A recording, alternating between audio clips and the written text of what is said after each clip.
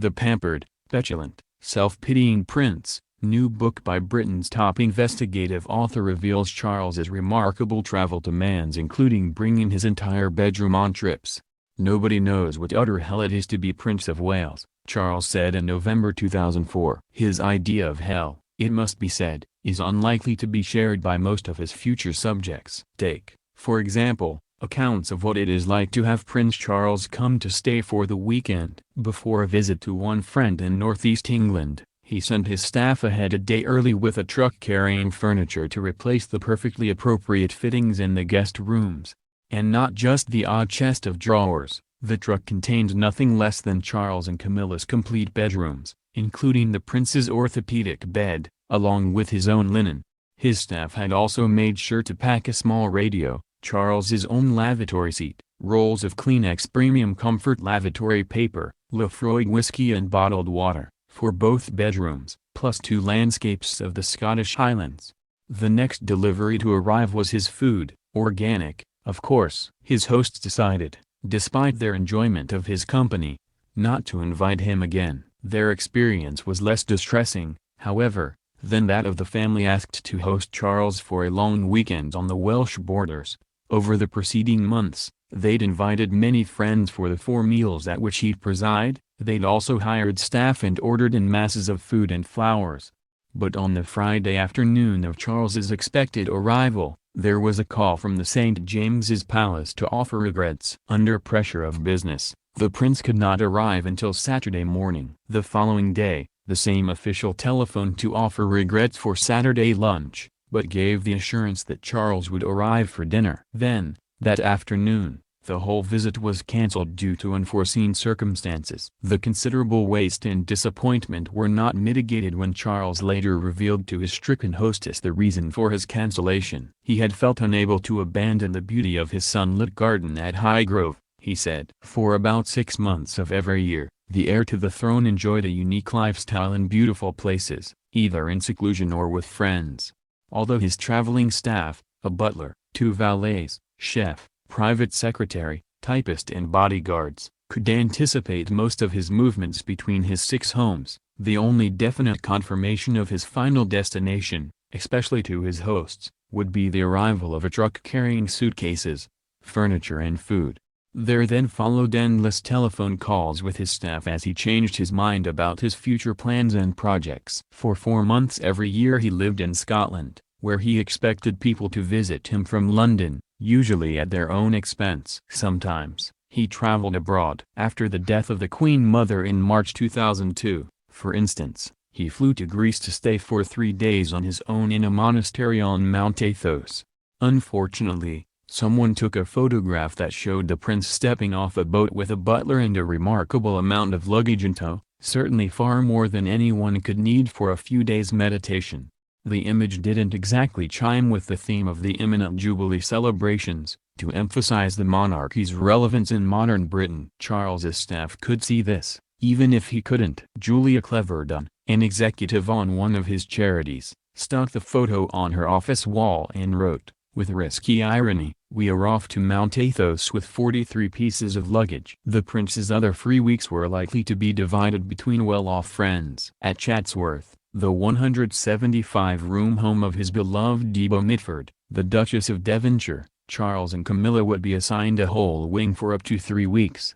During the shooting season, the prince opted for the company of Gerald Grosvenor, the Duke of Westminster, at either Eaton Hall, near Chester, or at the Duke's shooting lodge in the Forest of Bowland in Lancashire. In between, he stayed at Groby, the home of the Earl and Countess of Halifax in Yorkshire, and with Chips and Sarah Keswick in Invermark, Scotland. Even his personal policeman was roped in to cater to his comfort. If the prince had to attend a function, the policeman would arrive with a flask containing a pre-mixed martini. This would then be handed over to the host's butler along with a special glass that Charles insisted on using. And if he was expected to sit for a meal, the host would be informed in advance that an aide would be delivering a bag containing the prince's food. This was in complete contrast with the Queen, who always ate what everyone else was having. None of this petulant behavior would be on show, however, when Charles emerged in public. On those occasions, He'd show what appeared to be genuine interest in people and events. "Few outsiders could guess," commented one advisor, "whether or not he was just putting on a game face." Sir Christopher Airy, who became his private secretary in 1990, was once reprimanded for suggesting to Charles that a forthcoming visit was your duty. The prince shouted at him, "Duty is what I live, an intolerable burden." At home,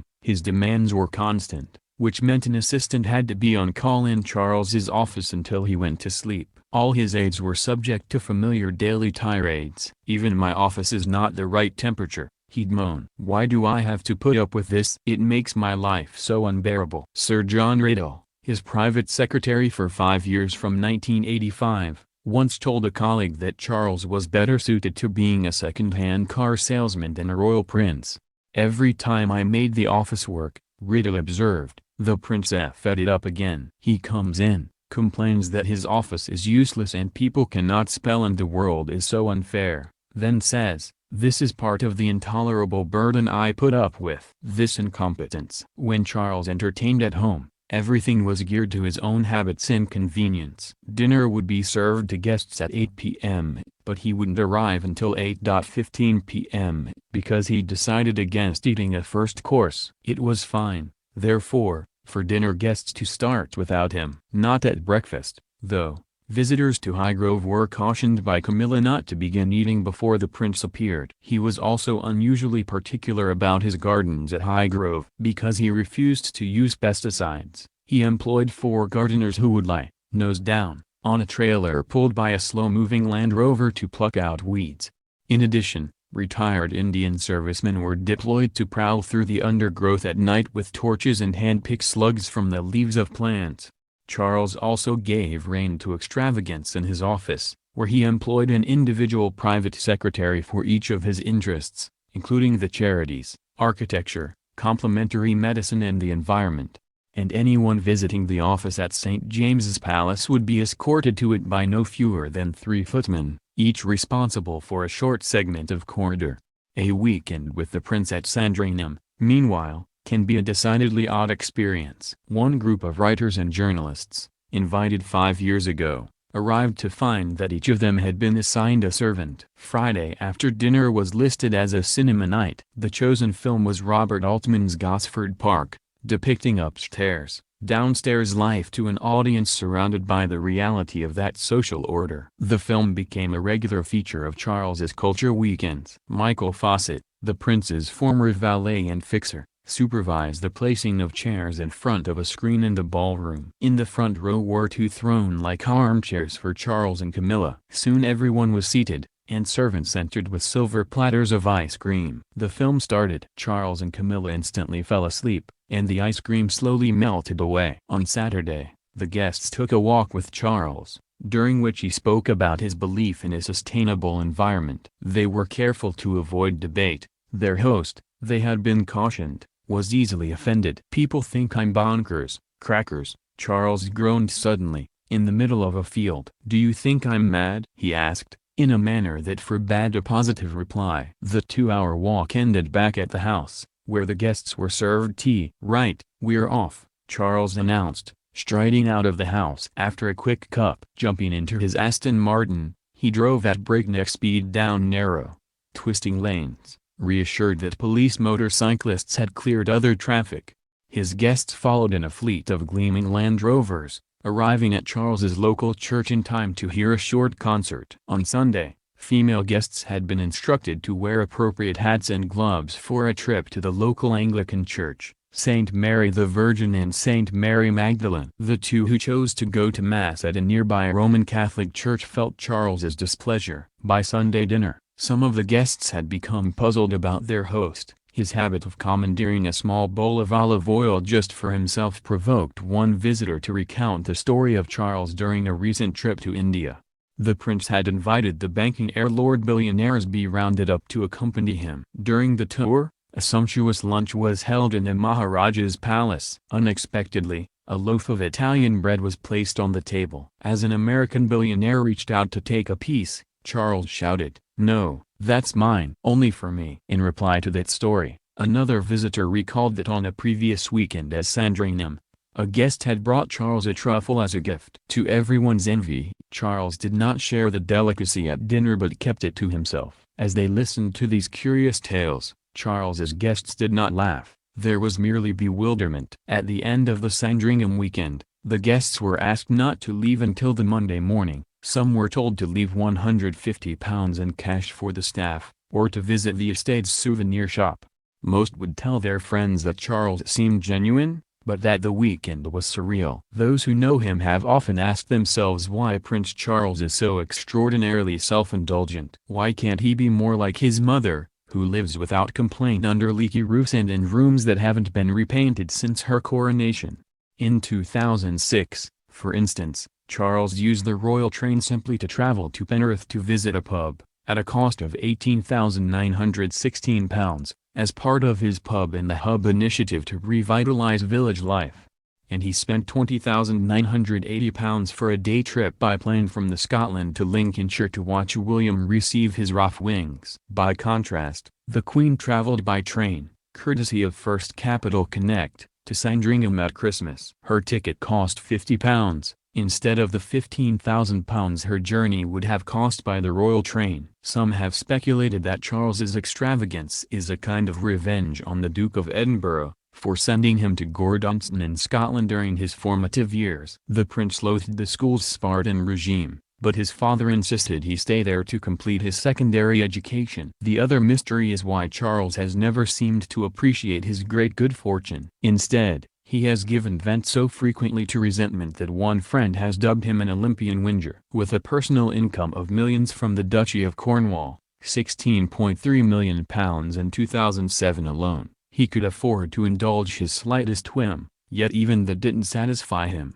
One evening, the prince was particularly maudlin at a dinner hosted by a billionaire in Klosters, Switzerland, for a number of the super-rich. When they'd finished eating, Charles huddled in a corner with King Constantine of Greece. "We pulled the short straw," sighed the prince. Compared with others in the room, he complained, both he and the king were stuck for cash. In his case, he explained, the Duchy of Cornwall administrators would repeatedly tell him what he couldn't afford to do. In fact, Charles doesn't have to answer to anyone over his use of the duchy's income. At the time of his complaint, among his 124 staff, most of them paid for by taxpayers, were 4 valets. Why 4 for one man? So that 2 would always be available to help him change his clothes, which he did up to 5 times every day. It could be argued that it is his association with billionaires that has made Charles so dissatisfied with his lot. During a recent after-dinner speech at Waddesdon Manor, Lord Rothschild's Buckinghamshire home, Charles complained that his host employed more gardeners than himself, 15 against his 9. Fortunately, the public were unaware of such gripes. His staff, however, began to realize that his extravagance was threatening to undermine his public image. To counter this, Michael Fawcett told a charity donor, "His Royal Highness lives modestly. He hasn't got a yacht and doesn't eat lunch." This had the benefit of being partly true. Charles has never bought a yacht and prefers not to eat lunch, though he could easily afford both. More worryingly, the prince's then private secretary Sir Michael Peat decided to brief a journalist that Charles does not enjoy a champagne and caviar lifestyle. Contrary to the public's perception, he continued, the prince possessed only 1 car, and did not even own his own home. In reality, Charles had access to a fleet of at least 6 cars, including 2 Aston Martins, a Bentley, an Audi, a Range Rover and a Land Rover. And Peat's quibble about the legal ownership of the 6 homes variously occupied by the prince, Clarence House, Highgrove, Burkhall, the Castle of May, Balmoral and Sandringham, was clearly disingenuous. Among other things Peat failed to mention was that when Charles moved into Clarence House, in 2003, the cost of refurbishment had soared from £3 million towards £6 million, all funded by the taxpayer. Or that the 15-bedroom Castle of May had been rebuilt with the help of a £1 million gift from Julia Kaufman, a Canadian-born heiress living in Kansas City. Foreign Office officials, however, were well aware of the prince's tendency to demand the best of everything, without dipping into his own pocket. Indeed, relations with the heir to the throne became increasingly strained as he continued to insist on traveling on private planes, especially to the continent.